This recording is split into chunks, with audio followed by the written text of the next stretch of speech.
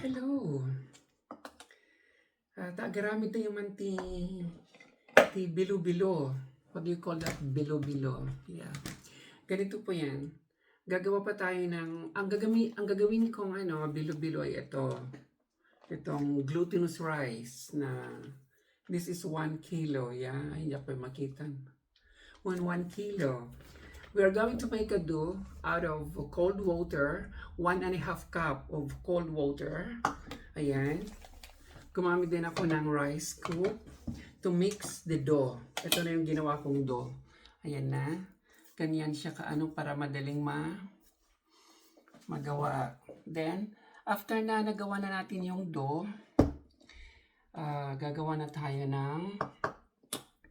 ng small balls. Like that. Ganyan.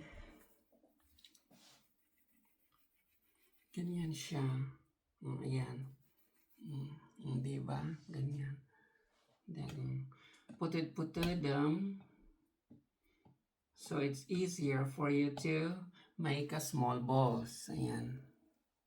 Ganyan. Yan siya, oh. Ganyan. Ganyan. Then after that, mag-boil na tayo ng gata. Coconut milk.